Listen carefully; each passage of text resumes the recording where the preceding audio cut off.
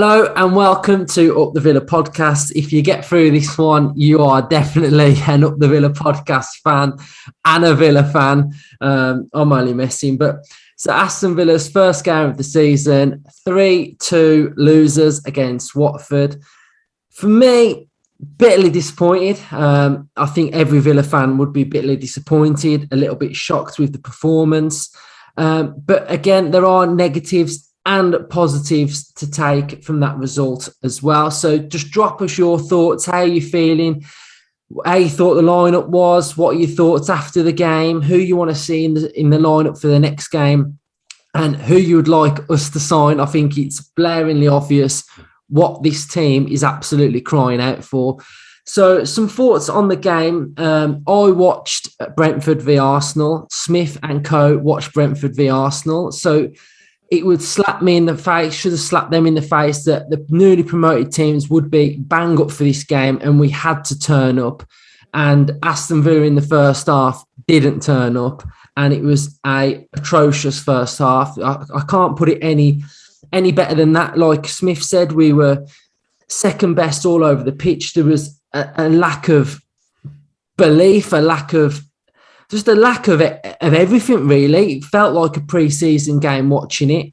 And we got what we deserved, especially in that first half. And I don't think you can go into any game in the Premier League with that mindset. And that was more of a shock for me because I thought we'd come out, bang at it. You heard the players saying that we're not a one-man team, we're out to prove people wrong. And we just didn't, which was really, really disappointing. For me, the positives were the bench. I think so far this squad looks a lot better because we've got a bench. And today, players came on and staked their claim for the Brentford game. I thought Ramsey had a really good game.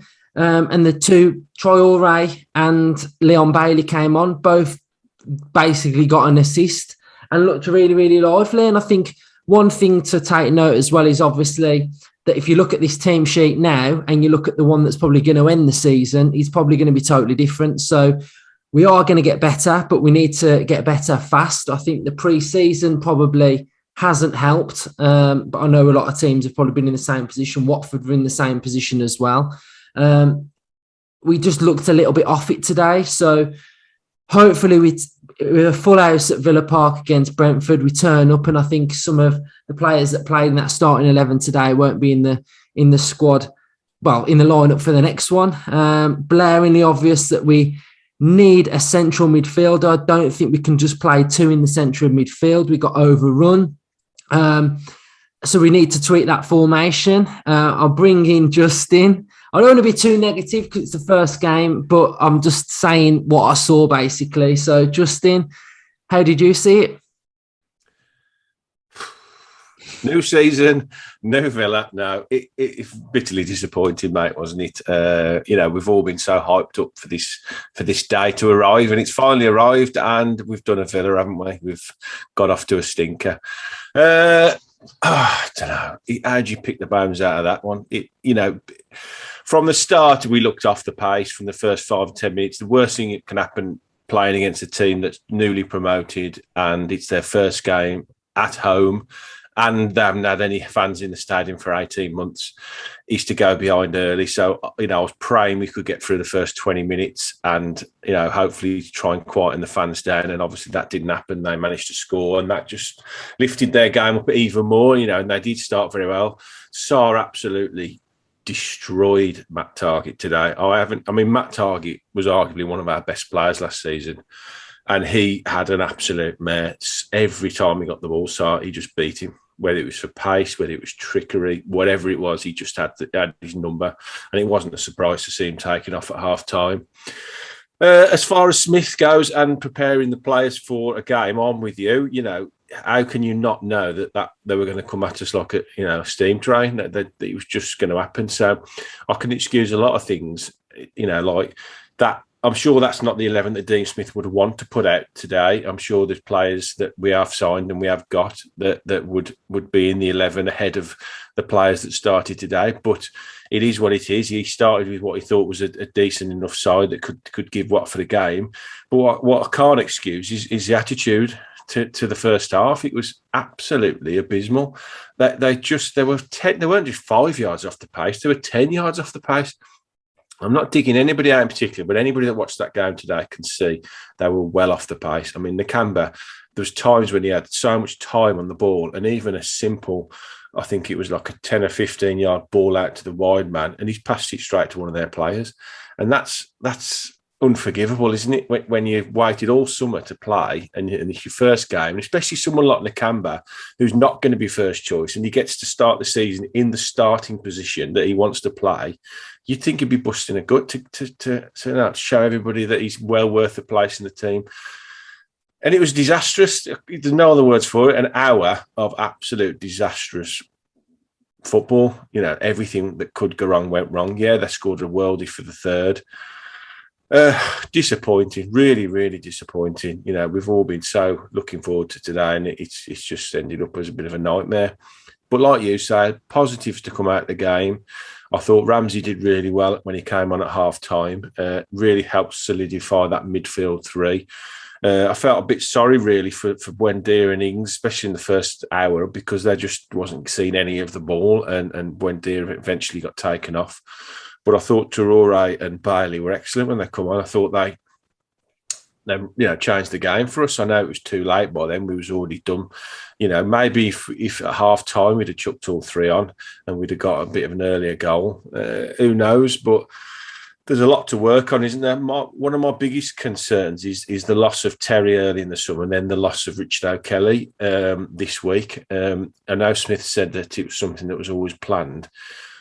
But when you look at how we started the game today, I always saw Terry and O'Kelly as the middlemen. So you've got the coaching setup of Smith and Shakespeare, and then you've got those two who are the go-betweens between the players and the management.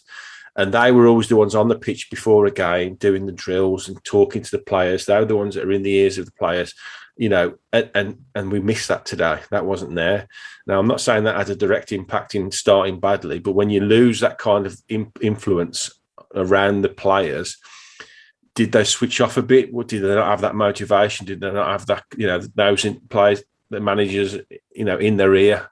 I don't know. There's a lot of things I'm sure they'll be poring over the next few days and see what went wrong. But I fully expect a totally different team next Saturday against Newcastle at home to one we saw today.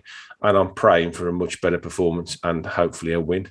Yeah, I feel like it will be a totally different game at Villa Park. It will. The crowd and the way we're going to play now, because obviously we've got a point to prove. But I think timing is everything, isn't it? And I feel like the timing of certain things going into this season just have knocked our rhythm a little bit. Grealish going, Kelly going, Terry going. This has all happened in 2 weeks. And it's very unsettling. I think that's what it is. Unsettling. We've had such a good run of it over the last 12, 18 months where everything's going in the right direction. And it feels a little bit like it's unravelling a little bit. I know it's one game and I'm not jumping the gun and pressing the panic button, but all Villa fans that I've seen on social media and I've talked to are very, very unsettled, especially about the Richard O'Kelly one. We just don't understand it unless there's a master plan in place. And if he was always planning to be going, then surely somebody should have been ready to step into that position. So to go into the season as unprepared as we seem to be, I know you can't do anything about friendlies. I know you can't do anything about fitness, and Louis been away and Martin has been away and the England player's been away. You can't do anything about that. You have to just deal with it. But things like O'Kelly and Terry going, if that was a plan, which they're saying to us that's exactly what it was, they were planned to go, then to not be prepared and have somebody to come in, it smacks a little bit of being a bit naive, which I'm surprised about with this new Villa, because I thought we were more savvy than that now. Yeah, definitely. Well, let's just hope it was just a bad day at the office, because it happens, doesn't it? It was pretty bad. And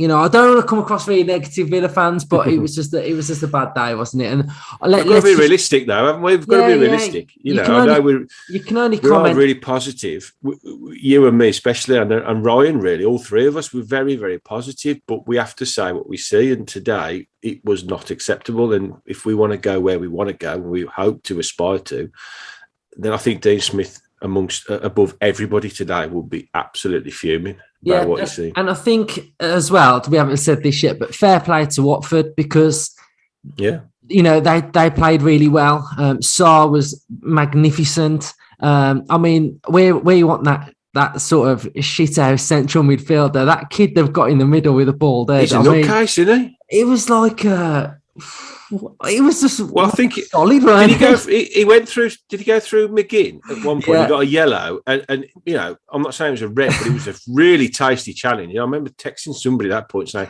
"This kid's going to get sent off," but that is exactly what we are missing. I mean, if anything, hopefully, let's hope this is a positive. That for the next week now, they're going to be going. That centre midfielder we thought we needed. We now know we need it.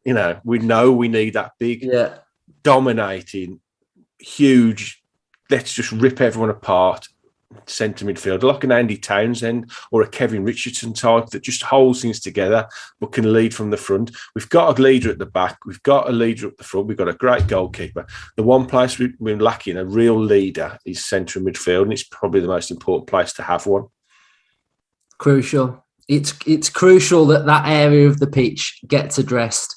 So we'll leave it at this one. Not the way we wanted to start the season off, but these things happen, and we will get stronger and we will get better. So we'll be back in the week for a preview for the Brentford game. Newcastle. That's it. Why do I keep saying Brentford? That's Newcastle, isn't it? I don't know why I keep saying that. You must have Brentford tickets. Yeah. To be fair, I got my brother a ticket today, so that's there you go. That's what it is. Yeah, I've said Brentford, but So like the video, subscribe, and up the Villa. Up the Villa. Keep smiling.